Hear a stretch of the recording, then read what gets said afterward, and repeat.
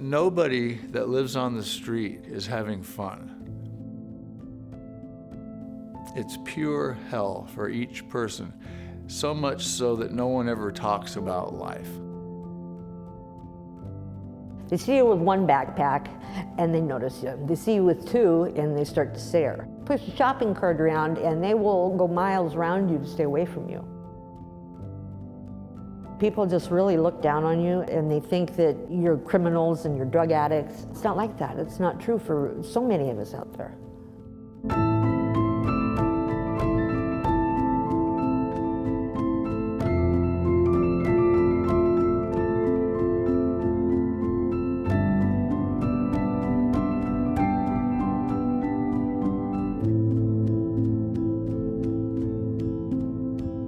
There's a variety of different ways that people become homeless. Mainly what I've experienced through so many relationships with people that have been is that they reach a point where they've lost relationship with other people that would sustain them.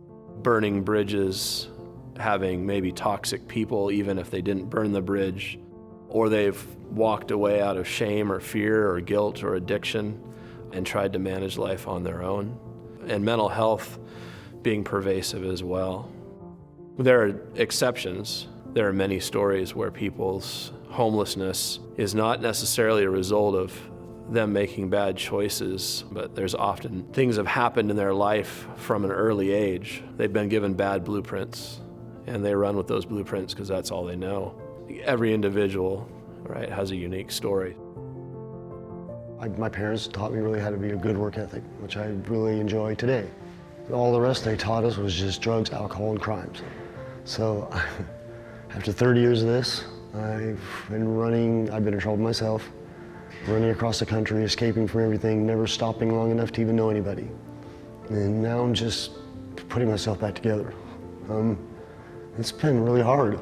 I mean, my family just really screwed me up for a long time. And today I'm just learning who I am. If you're looking at the social and spiritual, physical, psychological, and material aspects of what poverty is, then it's one or more of those areas lacking in wellness.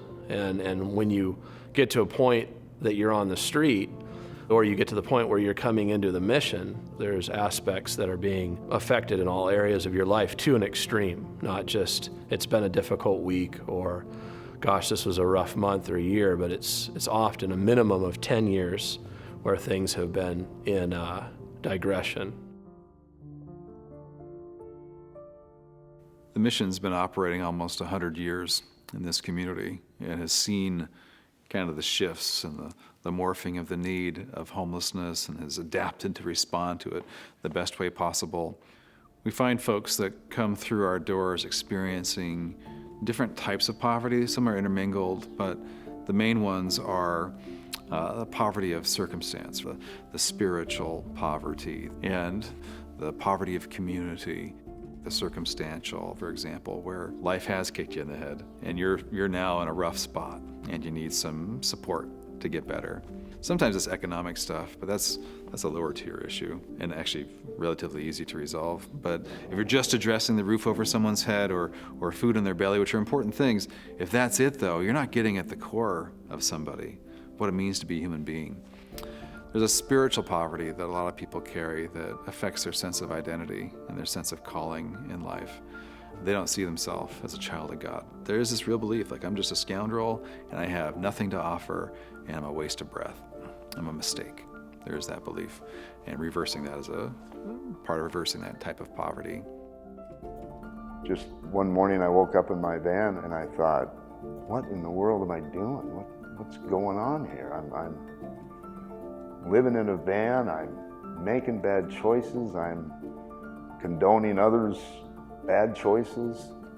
It was kind of like a moment of clarity, and I did some soul searching and praying and realized that I didn't have the answers. I had to do something, or I was just going to spiral down some more.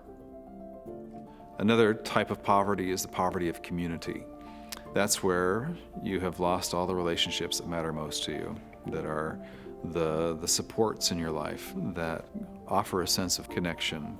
And people find that in the workplace, they find it in church, they find it in their volunteerism or their hobbies. People find that. But when you're on the street, those have all burnt down. And the worst of human emotion actually is loneliness, right? That's the worst thing you can feel. And everyone knows that poverty on some level. We all carry them in some way or another. It's why we can connect and see ourselves in the person on the street. The downward spiral, so to speak, of when our world is not secure in these three key areas.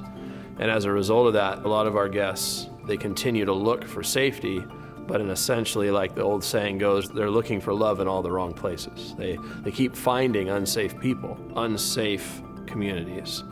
And despite your circumstances, or in spite of your circumstances, how do you find a place where you can spiritually become connected to God and others in a way that is unfamiliar to what you've been familiar with?